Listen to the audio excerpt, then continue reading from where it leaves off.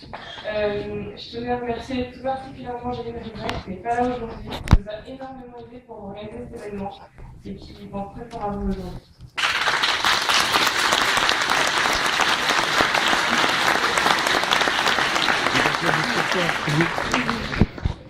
Donc là, on va justement laisser la parole à M. Hangar qui va nous parler un petit peu de tout. Voilà, donc je vais laisser la parole. Merci.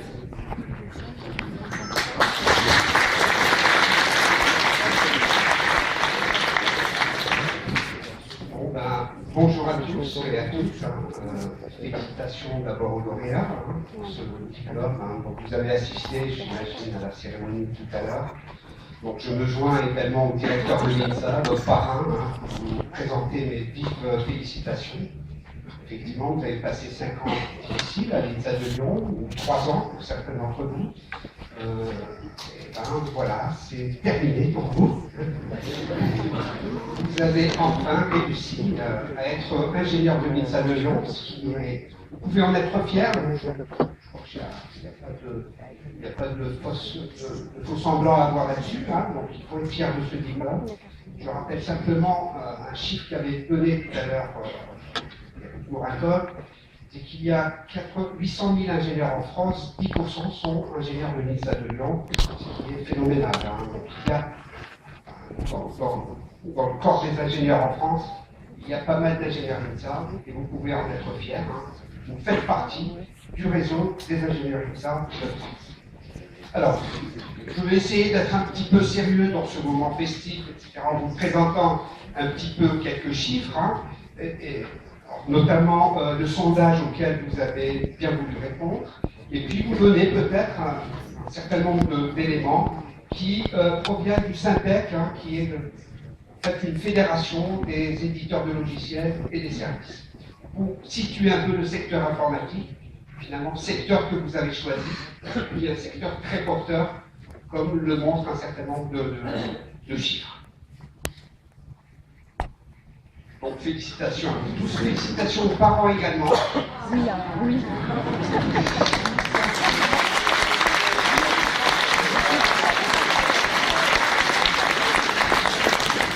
J'imagine aussi que pour certains d'entre vous, parents, ça a été également peut-être des moments de sacrifice, d'accompagnement. Voilà, c'est pour vous aussi une récompense. Je me joins complètement à votre sentiment. Je le serai bientôt moi aussi, donc je sais ce que l'on ressent dans ce genre de situation. Voilà, je passerai aux remerciements avant de te donner la parole tout à l'heure. Voilà. Bien, alors, comme je le disais, je tiens un peu ces chiffres du Syntec, encore une fois, Fédération des éditeurs logiciels et de services. Le secteur informatique est effectivement un secteur de l'économie qui émarge pour partie dans l'économie de services et pour partie dans l'économie marchande, l'économie industrielle. Alors, il a connu depuis plus de 10 ans, en dépit de la crise, Merci. Un taux de croissance de 4%, ce qui est, par les temps qui courent, un chiffre important.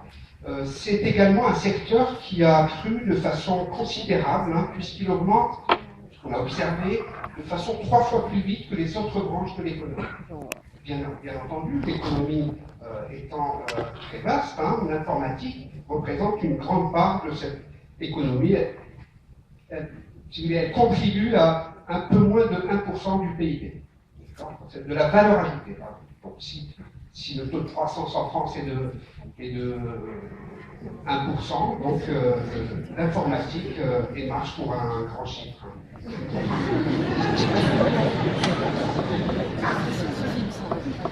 Alors, j'avais mis une animation ici. Alors, quelques chiffres aussi du secteur logiciel et des services. Donc, 27% sont des femmes. Alors, c'est vrai que dans votre promotion, il y a 14% de filles.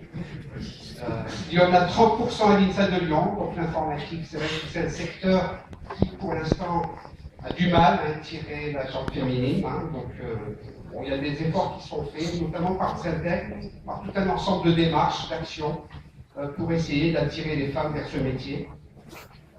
Il y a également 27%, c'est pas une erreur, c'est 27-27, c'est un hasard, qui ont moins de 30 ans, pour dire aussi que l'informatique, effectivement, est un secteur où il y a pas mal de jeunes personnes, et que 22% ont plus de 45 ans.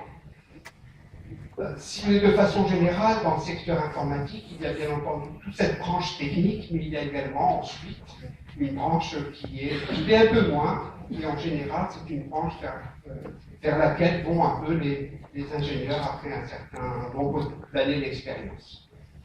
93% des contrats sont des CDI, ce qui montre que c'est un secteur plutôt stable dans l'emploi.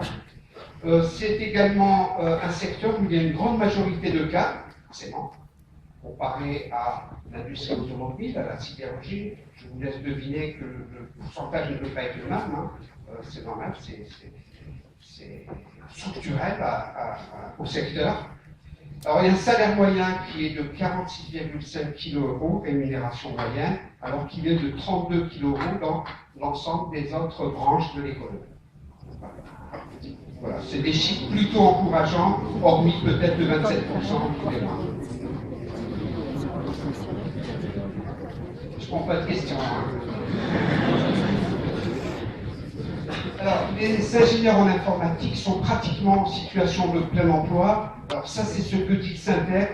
Pour ma part, et un peu les enquêtes que nous faisons, soit le sondage que nous faisons en fin d'année, ou les informations que nous avons par-ci par-là, pratiquement, je l'enlève très volontairement pour les ingénieurs de l'INSA de Lyon, notamment pour le département informatique. Tout le monde est soit en emploi parce qu'il a décidé d'aller sur le marché, soit en poursuite d'études parce qu'ils ont décidé de faire un master spécialisé ou poursuivre en doctorat. Voilà. Donc c'est effectivement de nature un secteur qui attire, c'est de nature un secteur qui facilite l'emploi, et c'est bien entendu très aisé pour un ingénieur du département informatique de se trouver en situation d'emploi, mais cela n'est pas un problème pour l'ensemble des ingénieurs de l'INSA, Dieu merci jusqu'à présent. Au niveau européen, il y a énormément de besoins en informatique, dans ce qu'on appelle l'IT, Information Technology. Il y a un besoin de 700 000 postes. Alors, je ne sais pas si vous imaginez un peu ce nombre-là. C'est à peu près ce que comprend l'industrie automobile en France, comme poste. Industrie sans la sous-traitance. Le cœur de l'industrie automobile, c'est 700 000 emplois. Enfin, en 2008, avec la crise, je ne sais plus combien il en reste, mais bon. Donc, ces 700 000 postes au niveau européen, ce sont 700 000 postes dont a besoin la communauté européenne pour les acquérir. Donc, vous imaginez que votre bassin d'emploi n'est plus simplement en France, il est très facilement au niveau européen. Alors, j'en viens au sondage auquel vous avez répondu, je vous en remercie. Alors, vous avez été 71 à répondre à ce sondage, un peu moins que les années précédentes, mais pas forcément en pourcentage, puisque cette année, on a une promotion de 116, alors qu'habituellement, on a plutôt des promotions de 120, voire 125. Quoi qu'il en soit, donc d'un point de vue pourcentage, le nombre de réponses reste à peu près le même. Et puis, donc, quand on regarde bien, donc voilà un peu la distribution, vous êtes, alors sur ces 71, 80% à être en emploi, parce que vous avez fait des demandes d'emploi, parce qu'on vous a sollicité. Donc 0% ne sont pas en recherche d'emploi, ce qui est bien, et les autres sont soit en master spécialisé, donc 10% sur les 71, il y a à peu près 5 à faire un master spécialisé. Alors, les recommandations que je signe sont essentiellement HEC, ESSEC et Lyon. J'imagine que vous êtes dans ces établissements, donc c'est un plus pour vous. Et puis, vous êtes 12%, environ une petite dizaine, à faire un doctorat, donc ce qui est assez encourageant à la fois, parce que de poursuivre aussi dans la recherche. Par rapport aux chiffres habituels, on voit bien qu'il y a un peu plus de personnes qui vont vers le doctorat.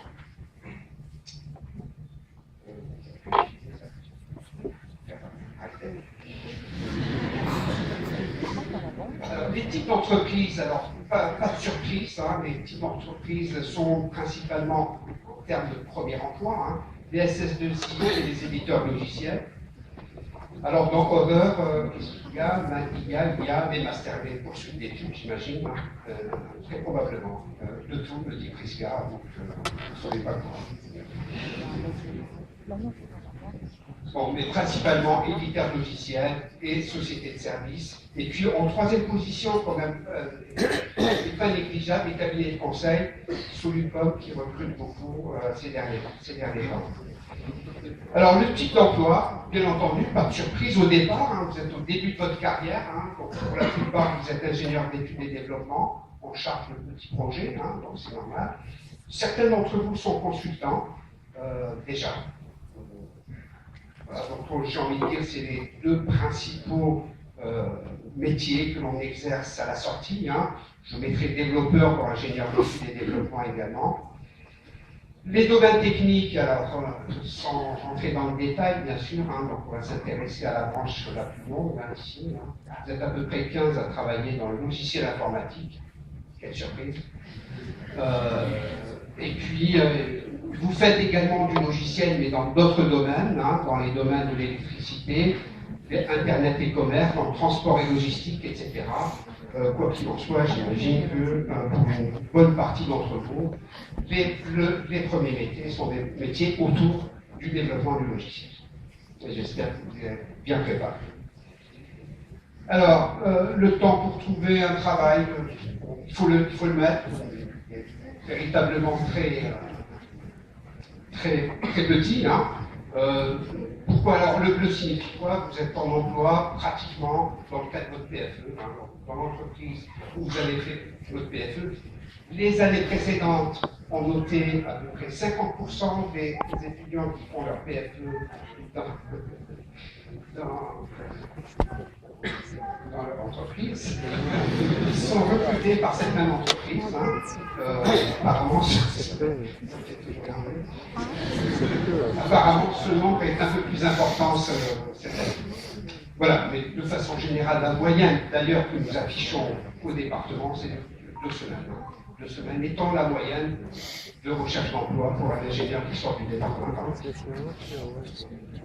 Voilà, alors, dernière question du sondage, votre salaire, souvent, il faut en parler aussi, c'est normal. Eh bien, on remarque un peu que c'est constamment croissant. Alors, est-ce que ça rattrape l'inflation, peut-être hein. Mais en tous les cas, cette année, le salaire moyen, qui ne veut pas dire grand-chose, qu'on soit en région, à Paris, selon que ça inclut des prix ou pas, etc.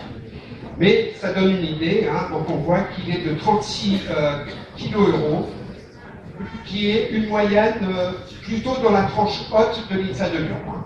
Donc, ce qui est un peu encourageant et qui montre un peu, encore une fois, que le secteur informatique commence à s'imposer comme un secteur poids lourd de l'économie, hein, qui va également s'amplifier les années à venir. Voilà, donc c'était la fin du sondage, hein, donc juste pour vous situer un peu. Alors, avant de redonner la main à Prisca, hein, j'aimerais vous dire aussi que vous êtes, on vous l'a dit tout à l'heure, je le répète, je pense que c'est important, vous êtes des acteurs majeurs de l'économie. Il faut en prendre conscience, tout simplement. Il faut, à mon avis, savoir que vous avez un rôle à jouer dans l'économie, au poste qui sera le vôtre, et dans la fonction qui sera la vôtre également. Que ce soit dans les transformations des entreprises, que ce soit dans les innovations, qu'elles soient industrielles ou de services. Alors, si je peux me permettre quelques conseils, hein, j'en donnerai 2 et bien plus, hein, si vous permettez. Le premier, c'est peut-être de cultiver vos compétences, soyez humble devant la science et soyez audacieux devant l'innovation. Je pense qu'avec ces 2 atouts, ces 2 suggestions, on peut aller loin, aussi bien dans l'innovation, parce que la France en a vraiment besoin. Les technologies de l'information sont encore une fois un secteur où on peut véritablement faire des choses. Je crois que c'est un secteur qui n'attend que des gens comme vous. Enfin, avant de terminer, et peut-être mon dernier conseil, hein, c'est d'essayer de trouver, en dépit de toute l'énergie que vous pourrez mettre dans votre vie professionnelle, c'est quand même de trouver cet équilibre nécessaire, indispensable, entre votre vie professionnelle, votre vie personnelle ou familiale, hein, comme il vous plaira de choisir. Et voilà, c'est avec ce conseil un peu personnel que je termine mon petit mot. Et je vous dis à tous, bonne continuation. Mais avant, j'aimerais vous faire ma partie remerciement que j'ai oublié. Alors, d'abord, j'aimerais remercier Prisca et à travers elle l'ensemble des organisateurs de cette journée, cet après-midi, hein, sans lesquels cet après-midi n'aurait pas pu se faire. Je remercie mes collègues enseignants-chercheurs qui sont présents à travers tout le corps professoral qui vous a accompagné pendant ces 3 années.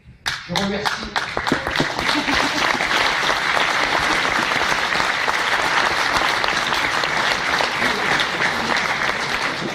Pour ce cas-là, vous n'avez pas applaudi Prisca. Et...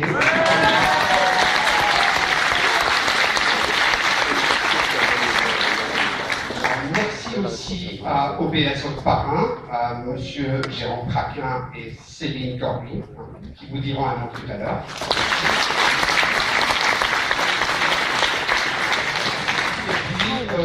De Boston, les papiers, je transpose, Janine vous transmet ses amitiés et vous félicite.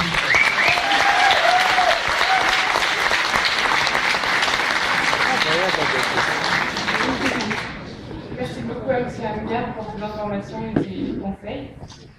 En parlant de conseils, justement, M. Jérôme Craquin, qui est directeur de section chez OBS, va vous donner les conseils de votre parrain et ensuite enchaîner sur une fondation plus détaillée d'OBS. Je laisse la parole. Merci. Bonjour à tous et à toutes. Donc je viens présenter Orange des Services qui était parrain de la promotion qui entrait en 2009 et qui sort en 2012. Voilà, Merci. Donc voilà, petit mot d'introduction comme quoi en fait l'INSA est d'être puisque vous êtes quand même le vainqueur du Global Challenge qui sort, c'est le donc bravo à lui.